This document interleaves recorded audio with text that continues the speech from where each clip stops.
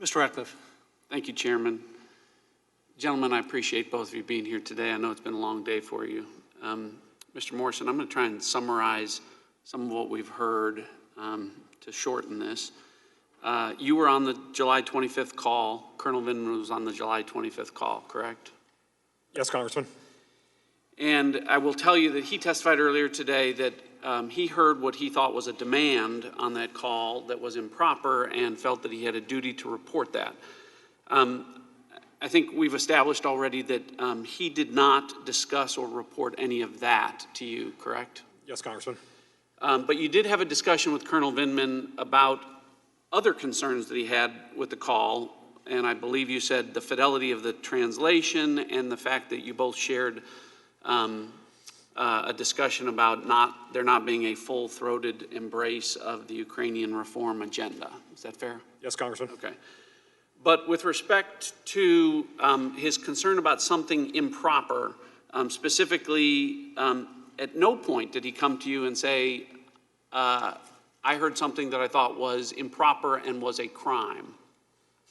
Sir, I have no recollection of him doing that. No bribe, no extortion, no quid pro quo, all the things that Ms. Stefanik asked you. No, sir. All right. And as you were listening, did you hear President Trump make a demand of anything that would constitute a crime?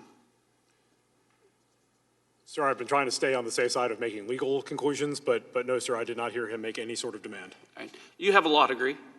I do, sir. So you're at least generally familiar with bribery and extortion, generally. I'm not a lawyer for the United States, sir. All right.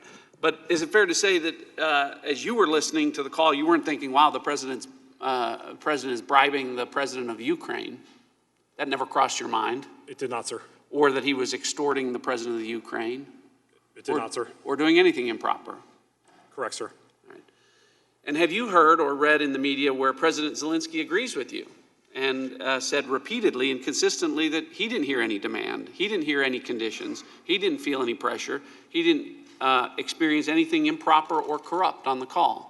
Sir, I attended the bilat in New York at the UN General Assembly, and he made clear at the time in front of the press that he felt no pressure.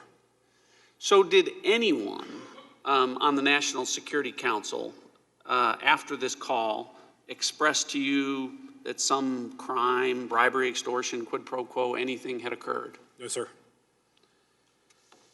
I want to ask you, Mr. Morrison, about the whistleblower complaint. I don't want to ask you to speculate as to the identity, but I want to ask you about the accusations that started this as to their veracity. First of all, the whistleblower, who apparently was not on the call, advised the ICIG that he or she was concerned that the president's conduct constituted under Title 50 USC Section 3033, quote, a serious problem, abuse, or violation of law or executive order, end quote. Again, to be clear, you didn't hear a violation of law or executive order as you listened to the call. Sir, I made no judgment about any illegal conduct occurring.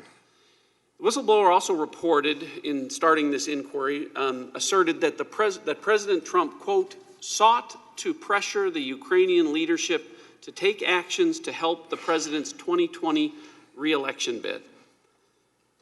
President Trump does not mention 2020 during the call, does he?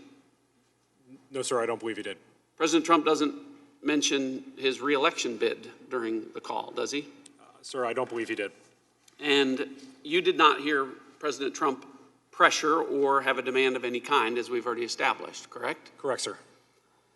The whistleblower, like Colonel Vindman, also uses the word demand. Did you just say whistleblower like Colonel Vindman? I don't think that's the fact that's in evidence. Counsel, you should use the microphone. Thank you, I'm sorry. In all due respect, Congressman, I believe you just said a whistleblower like Colonel Vindman. No, I said, I'm sorry. That's not an evidence. Yeah, the whistleblower, like Colonel Vindman, also uses the word demand. On page 4, the whistleblower asserted, quote, Ambassador Volker and Sondland purportedly provided advice to Ukrainian leadership about how to navigate the demands the president had made of Mr. Zelensky, end quote. Again, there were no demands from your perspective, Mr. Morrison. That is correct, sir. All right. So speculations about the whistleblower aside with regard to motivations, the fact is that the whistleblower was wrong about many of the facts as well, correct? Sir, I'm not intimately familiar with the whistleblower complaint, but I did not hear a demand in that call. I yield The back. gentleman has expired.